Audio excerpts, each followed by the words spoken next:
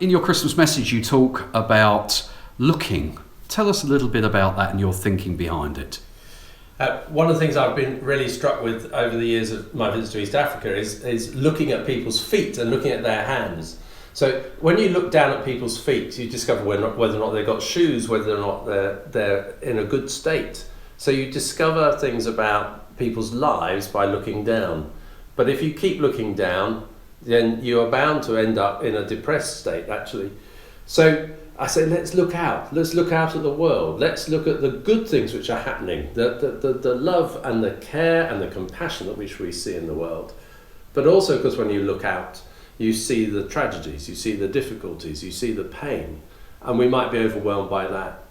So as Christians in particular, we have to look up to God. When the shepherds were there out in the fields, they looked up to see the angels singing and to hear them singing of the glory of God.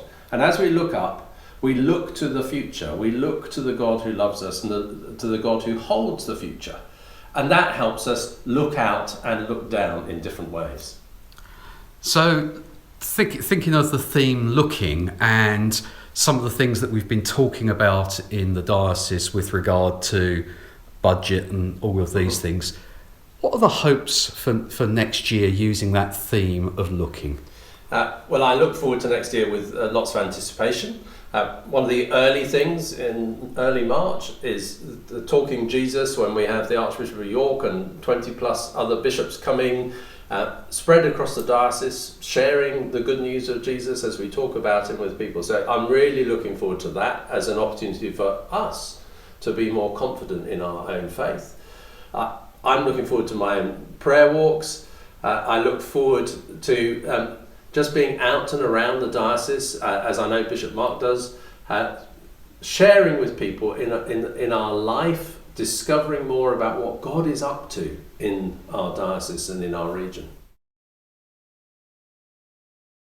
What would you say to the region about being upbeat and looking up? Well, when we look at the region as a whole, yes, there are some real pressures and some real difficulties and some big questions to be answered for the future. But there's so much good stuff going on in our region. People do support and care for one another.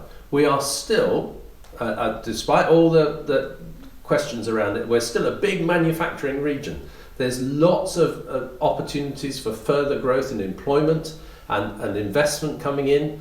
So I think we need to look forward with hope and look forward to saying, how do we take responsibility for ourselves as local communities, as a region, and work for the good of our communities and the good of the region? Let's talk ourselves up, not talk ourselves down. Let's look forward saying, how can we do things in a way which is going to improve people's lives, not drag ourselves down?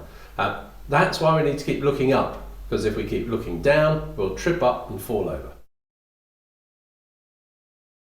So as we enter this Christmas season, I trust and pray that you will have a joy-filled Christmas, that it will be a merry, happy one, and that into 2017 we will know God's blessing helping us bless our communities in Jesus' name.